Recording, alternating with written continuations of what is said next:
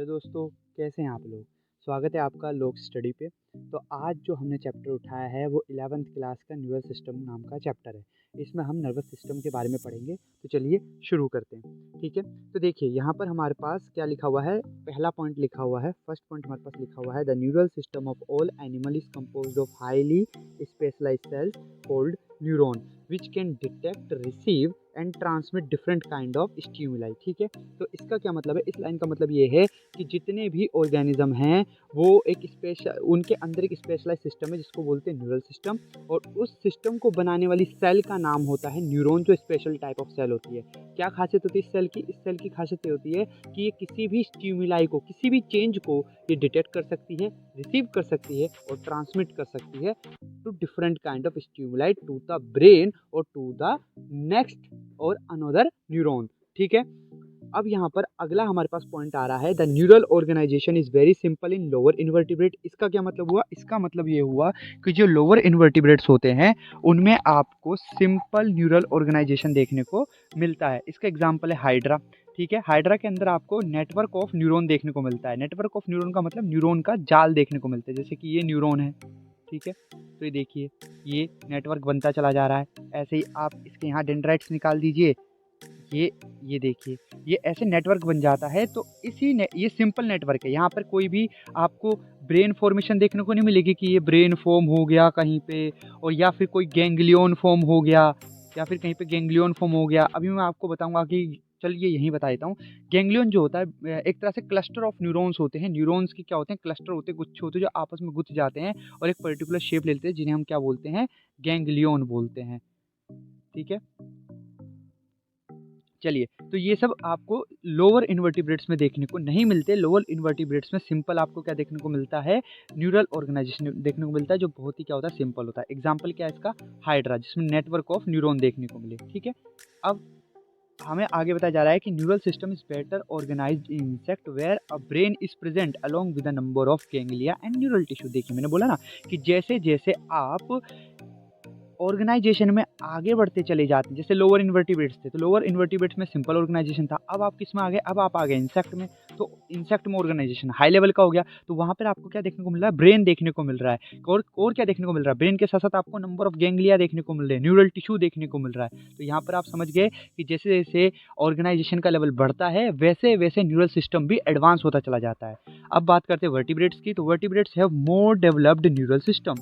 ठीक है, अब यहाँ पर हम ह्यूमन न्यूरल सिस्टम की बात करेंगे। बेसिकली इस चैप्टर में हम ह्यूमन नर्वस सिस्टम की ही बात करते हैं। ठीक है, तो देखिए human neural system is divided into two parts.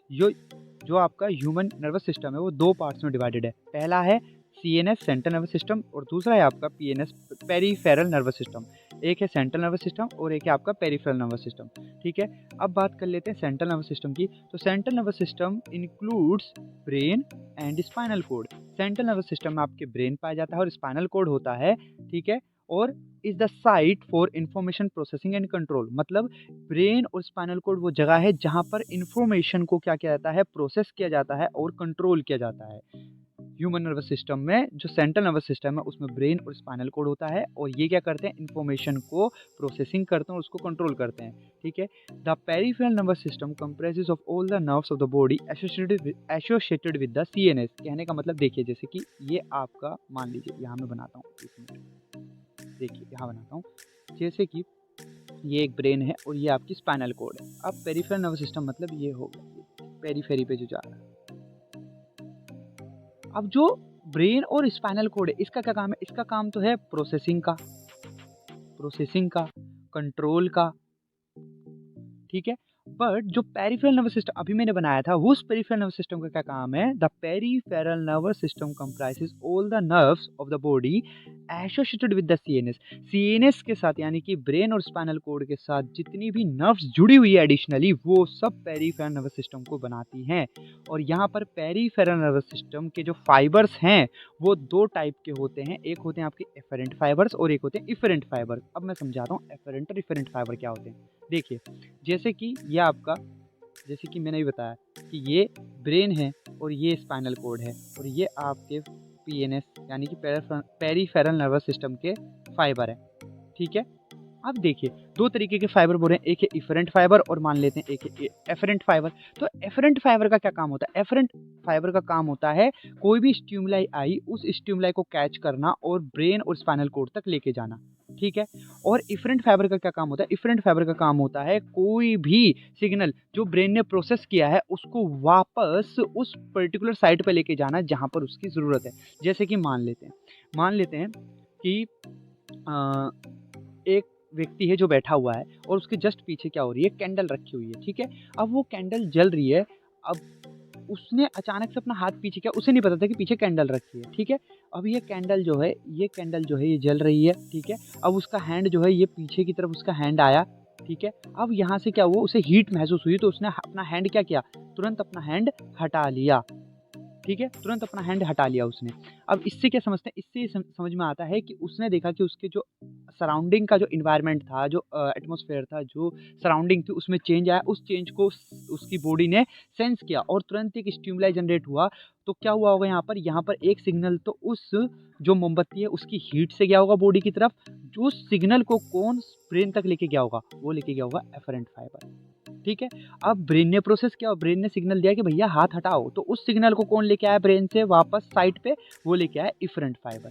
आई बात समझ? तो एफरेंट फाइबर सिग्नल लेके जाते हैं कहाँ तक? सीएनएस तक। और इफरेंट फाइबर क्या करते हैं? इफरेंट फाइबर आपके उस सिग्नल को, जिस सिग्नल को प्रोसेस करके ब्रेन ने भेजा है, उस सिग्नल को लेके आते हैं साइट पे वापस, ठीक है? अब देखिए लिखा उसी पॉइंट को हम पढ़ रहे हैं यहाँ पर कि afferent nerve fibre transmit impulse from, देखिए from tissue organ to the CNS. क्या लिखा है? From tissue organ to the CNS and efferent fibre transmit regulatory impulse from CNS to the concerned peripheral tissue organ. जो मैंने बताया वही बोला इसने कि जो आपके सिग्नल टारगेट ऑर्गन पे या टिश्यू पे जो सिग्नल आया, वहाँ पर कोई उस सराउंडिंग में कोई चेंज आया, उस चेंज को बॉडी ने सेंस किया और वो सिग्नल ब्रेन तक गया। अब ब्रेन ने उसको प्रोसेस किया, पहचाना और कंट्रोल करके एक सिग्नल ट्रांसमिट किया उस ऑर्गन, उस टिश्यू पे और उसको संदेश दिया कि हटा लो अपना हाथ, ठीक है? तो लेके जो सिग्नल गया था वो था एफरेंट फाइबर और जो सिग्नल लेके आया है ब्रेन से वापस वो है आपका इफरेंट फाइबर, ठीक है? तो याद रखना organ to CNS afferent fibre, ठीक है? और सीएनएस टू ऑर्गन कौन है आपका? वो है इफरेंट फाइबर। आई बात समझ? तो ये आपको सिंपल याद रखना है। अब बात कर लेते हैं, the PNS is divided into two division called somatic neural system and autonomic neural system. देखिए अभी मैंने आपको ये बताया कि पीएनएस के अंदर 2 तरह के फाइबर्स होते हैं, जैसे नर्व फाइबर है तो nerve fibre are of 2 type, वो हम पढ़ चुके हैं, एफरेंट और इफरेंट फाइबर। अब मैं आपको बता रहा हूँ कि जो पीएनएस है, पीएनएस को हमने 2 डिवीजन में डिवाइड कर रखा है। पहला है सोमैटिक न्यूरल सिस्टम और एक है ऑटोनॉमिक न्यूरल सिस्टम, ठीक है? तो अब बात कर लेते हैं सोमैटिक न्यूरल सिस्टम की। तो जो आपका सोमैटिक न्यूरल सिस्टम है, relay impulse from CNS to the skeletal muscle, क्या काम करता है? ये उन इम्पल्स को लेके जाता है कहाँ से कहाँ तक? ये इम्पल्स को रिले करता है, लेके जाता है सीएनएस से आपके स्केलेटल मसल तक, ठीक है? और ऑटोनॉमिक न्यूरल सिस्टम क्या करता है? इम्पल्स को लेके जाता है सीएनएस से इनवॉलेंट्री ऑर्गन तक। मतलब दोनों ही, चाहे सोमैटिक न्यूरल सिस्टम हो चाहे फिर आपका ऑटोनॉमिक न्यूरल सिस्टम हो, दोनों ही इम्पल्स को लेके जा रहे हैं फ्रॉम सीएनएस, ठीक है? तो आपका जो सोमैटिक न्यूरल सिस्टम है वो इम्पल्स को लेके जा रहा है सीएनएस से स्केलेटल मसल तक, पहला पॉइंट। दूसरा पॉइंट, जो ऑटोनॉमिक न्यूरल सिस्टम है वो सिग्नल को लेके जा रहा है या इम्पल्स को लेके जा रहा है कहाँ से कहाँ तक? सीएनएस से आपके इनवॉलेंट्री ऑर्गन तक या smooth muscle of the body तक। अब इसका क्या मतलब हुआ? देखिए आप अभी बैठे हुए हैं और आप मोबाइल को मान लीजिए खड़ा कर सकते हैं, लेटा सकते हैं या आप उठ सकते हैं, कहीं जा सकते हैं। ये सब जो है आपकी मर्जी से हो रहा है, आपके कंट्रोल में है। तो इस सिग्नल को, हाथ को हिलाना है नहीं हिलाना, ये सब क्यों हो रहा है? क्योंकि आपकी जो स्केलेटन मसल है वो उसका कंट्रोल आपके पास है। लेकिन यही मैं आपसे बोलूँ, क्या आप अपने हार्ट बीट को रोक सकते हैं? क्या आप अपने डाइजेस्टिव एंजाइम अपनी मर्जी से सिक्रीट करवा सकते हैं? तो आप बोलेंगे नहीं, वो कंट्रोल आ गया आपका ऑटोनॉमिक न्यूरल सिस्टम के अंदर। आई बात समझ? तो जो सोमैटिक न्यूरल सिस्टम है वो स्केलेटल मसल के जितने भी सिग्नल है सीएनएस से स्केलेटल मसल तक लेके जाता है, और ऑटोनोमिक जो न्यूरल सिस्टम है वो आपके सीएनएस से सिग्नल लेके जाता है इनवॉलेंट्री ऑर्गन तक। इनवॉलेंट्री ऑर्गन तो आप समझ ही रहे हैं, वह ऑर्गन जिसका कंट्रोल हमारे हाथ में नहीं है, हमारे पास नहीं है, हम अपनी इच्छा अनुसार उनके फंक्शन को अल्टर या चेंज नहीं कर सकते। ठीक है, तो वो सीएनएस से उधर तक सिग्नल कौन लेके जाते हैं, वो लेके जाता है आपका ऑटोनोमिक न्यूरल सिस्टम। और यहीं पे स्केलेटल मसल क्या करता है, फिर बता रहा हूँ, स्केलेटल सिस्टम क्या करता है, स्केलेटल सिस्टम क्या करता है, स्केलेटल सिस्टम इम्पल्स को लेके जाता है सीएनएस से स्केलेटल मसल तक, सोमैटिक न्यूरल सिस्टम इम्पल्स को लेके जाता है सीएनएस से स्केलेटल मसल तक, और ये वॉलेंट्री होता है। ठीक है, अब बात कर लेते हैं ऑटोनोमिक न्यूरल सिस्टम की। देखिए ऑटोनोमिक, अगर यहाँ पे अभी भी आपको कन्फ्यूजन है तो ऐसे याद रख लीजिए, आपने ऑटोमेटिक नाम सुना है। ऑटोमेटिक का मतलब क्या होता है, जिसको हमें कुछ करने की जरूरत ना पड़े, जो अपने आप ही फंक्शन करे, वो ऑटोमेटिक होता है। तो यहाँ पे देखिए लिखा हुआ है ऑटोनोमिक न्यूरल सिस्टम, वो सिस्टम जो अपने आप फंक्शन करेगा, जो इनवॉलेंट्री है, जिसपे हमारा बस नहीं चलेगा। ठीक है, इसको फर्दर डिवाइड कर रखा है हमने दो क्लासेस में, एक है सिंपैथेटिक न्यूरल सिस्टम और दूसरा है पैरासिम्पैथेटिक न्यूरल सिस्टम। ठीक है, तो देखिए अभी हमने क्या बोला, ऑटोनोमिक न्यूरल सिस्टम को हमने दो में डिवाइड कर रखा है, सिंपैथेटिक न्यूरल सिस्टम और parasympathetic neural system.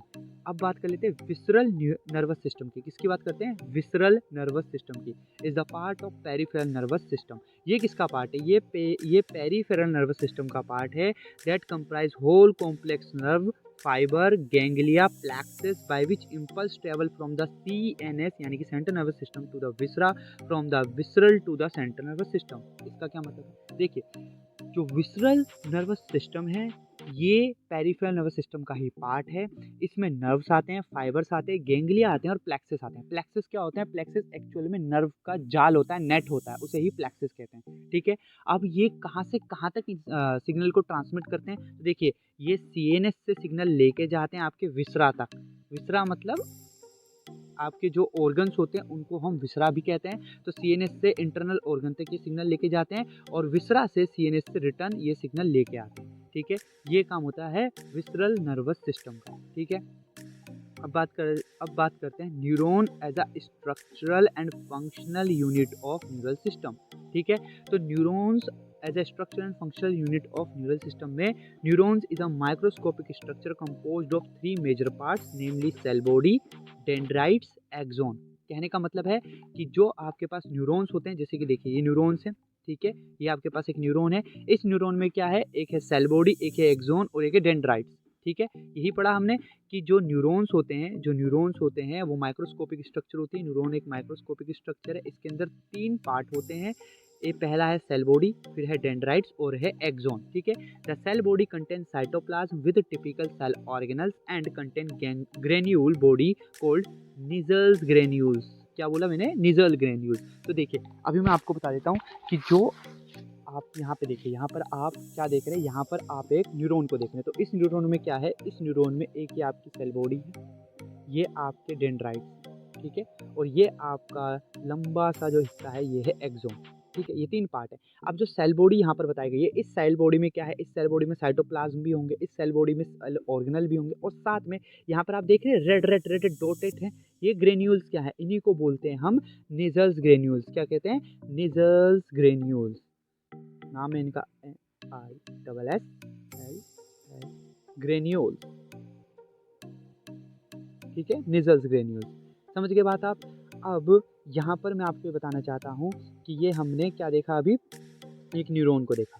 The cell body contain cytoplasm with typical cell organelle and certain granule body called Nissl granules. ठीक है, अब short fibre which branch repeatedly and project out of the cell body also contain Nissl granule and are called dendrites. इसका क्या मतलब है, देखिए यहाँ पर एक बात बोली गई है कि छोटे से फाइबर होते हैं जो कि प्रोजेक्टेड होते हैं कहाँ से, सेल बॉडी से बाहर की तरफ निकले हुए होते हैं, उनके अंदर भी आपको निजल ग्रेन्यूल्स देखने को मिलते हैं और उन्हें ही हम कहते हैं डेंड्राइट्स। क्या कहते हैं उन्हें हम कहते हैं डेंड्राइट्स। क्या कहते हैं, डेंड्राइट्स। ठीक है, तो यहाँ पर जो ये आपको मैंने बताया था, ये क्या है, डेंड्राइट्स। और अगर आप ध्यान से देखेंगे तो इन डेंड्राइट्स में भी आपको निजल ग्रेन्यूल्स देखने को मिलेंगे। तो देखिए नीट का या फिर आपका आपका जो बोर्ड का पेपर आएगा उसमें अगर कोई एमसीक्यू आता है तो एक एमसीक्यू एक तो न्यूजल ग्रेन्यूल्स को बन सकता है कि कहाँ पाए जाते हैं, और दूसरा असर्शन रीजन में बन सकता है कि जो न्यूजल ग्रेन्यूल्स है क्या वो आपके यहाँ डेंड्राइट्स में पाए जाते हैं या नहीं। तो आपका आंसर क्या होना चाहिए, हाँ पाए जाते हैं। ठीक है, अब बात कर लेते हैं हम किसकी, these fibre transmit impulse towards the cell body. अब ये फाइबर्स क्या करते हैं, ये फाइबर्स जो आपकी न्यूरॉन्स से क्या करते हैं, ये फाइबर ट्रांसमिट करते हैं, सॉरी जो ये डेंड्राइट्स हैं क्या करते हैं, ये इम्पल्स को ट्रांसमिट करते हैं सेल बॉडी की तरफ, फिर सेल बॉडी से आगे सिग्नल एक्सोन से होता हुआ नोब की तरफ जाता है। ठीक है, एक्सोन क्या है, axon is a long fibre the distal end which is branched. ठीक है, each branch terminates as a bulb-like structure called synaptic knob, which possess synaptic vesicle containing chemicals called neurotransmitter। अभी देखिए, मैं आपको इसका मतलब बता रहा हूँ। देखिए, ये आप एक न्यूरॉन देख रहे हैं, ठीक है, हमने सेल बॉडी देख ली, हमने डेंड्राइट देख ली। अब बात किसकी हो रही है, इस एक्सोन की बात हो रही है। तो एक्सोन क्या है, एक लॉन्ग पार्ट है। ठीक है, अब इस एक्सोन का अगर आप एंड देखेंगे तो ये एंड देखिए ऐसे बाइफरकेट हो गया, उसके बाद ये एंड पे आपको छोटे छोटे स्ट्रक्चर्स देखने को मिल रही गोल सी, इन्हें बोलते हैं हम सिनेप्टिक नोब। क्या कहते हैं, इन्हीं को देखिए हम कहते हैं सिनेप्टिक नोब। क्या कह रहे हैं हम, सिनेप्टिक नोब। ठीक है, सिनेप्टिक नोब कह रहे हैं। ठीक है, अब इन सिनेप्टिक नोब में क्या होता है, एक्चुअली ये सिनेप्टिक नोब कुछ ऐसे होते हैं और इनके अंदर से छोटे छोटे वेसाइकल्स होते हैं, थैलियाँ होती है, और उसके अंदर क्या होते हैं, न्यूरोट्रांसमीटर होते हैं। क्या होते हैं, न्यूरोट्रांसमीटर। जब ये सिग्नल यहाँ से ऐसे आगे की तरफ आता है तो इस सिनेप्टिक नोब तक जाता है, और ये सिनेप्टिक नोब इस वेसाइकल को ऐसे बाहर भेजता है, और ये वेसाइकल बाहर आके खुलता है, और जो ये आपके न्यूरोट्रांसमीटर है ये बाहर आ जाते हैं, और जो सिग्नल ट्रांसमिट करना होता है इस न्यूरोट्रांसमीटर के थ्रू ट्रांसमिट हो जाता है। ठीक है, अब न्यूरोट्रांसमीटर तक हमारा हो गया। अब देखिए द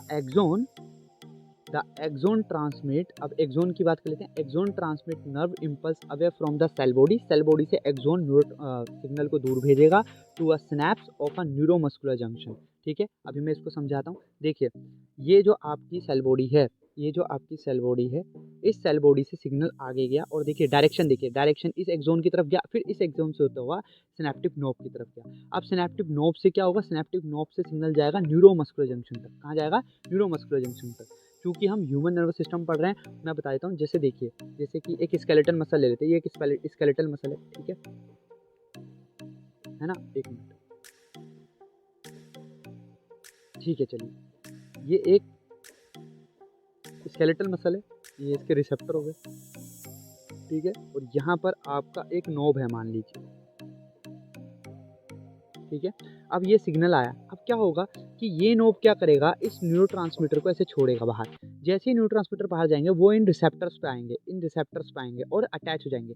जैसे इस रिसेप्टर से अटैच होंगे वैसे ही इस मेम्ब्रेन को, इस मसल्स को एक सिग्नल मिल जाएगा जिसकी वजह से एक एक्शन प्रोड्यूस होगा। ठीक है, वही लिखा हुआ था वहाँ ऊपर कि द एक्सोन ट्रांसमिट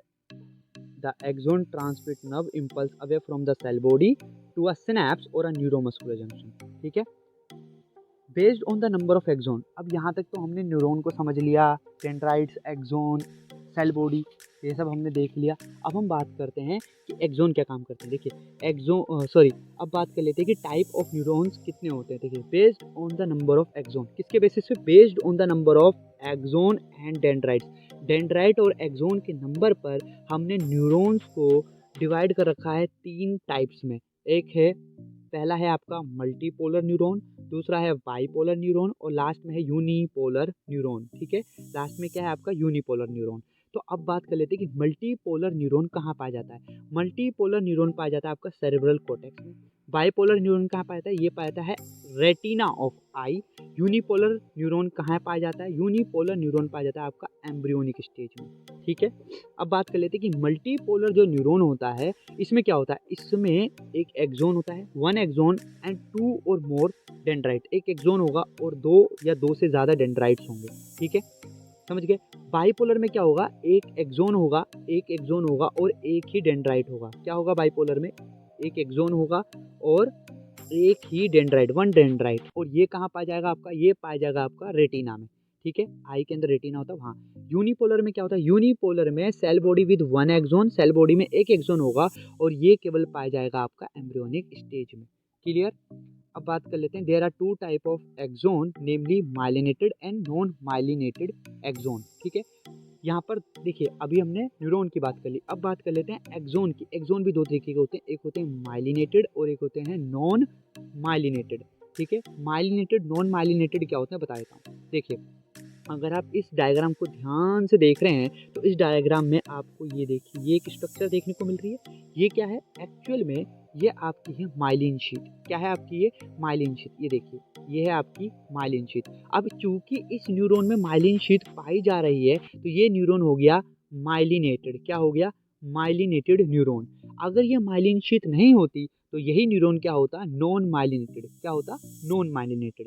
समझ गए आप बात को। तो myelinated nerve fiber are there are two types of axon, namely myelinated and non-myelinated.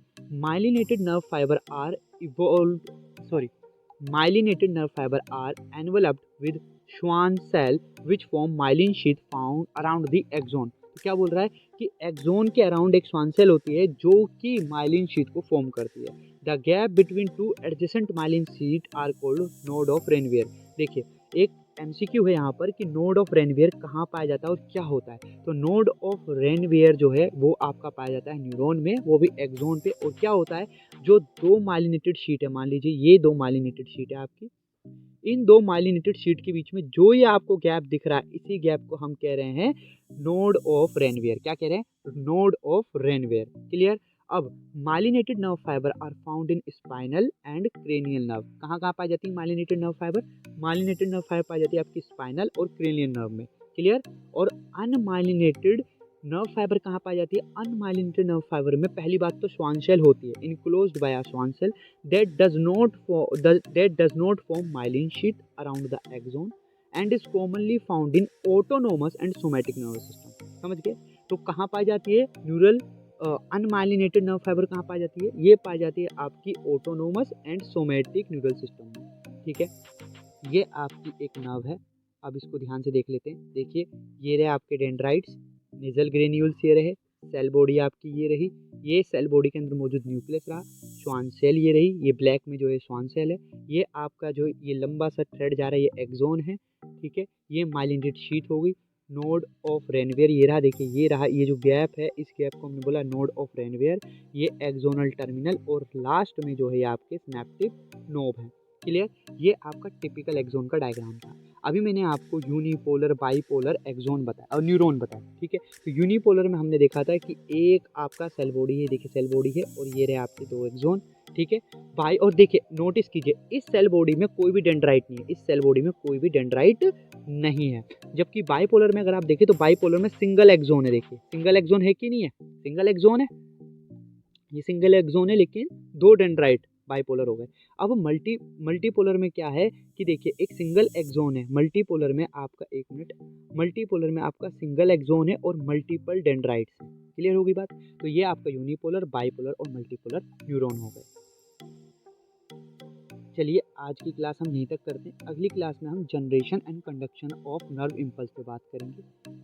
Thank you.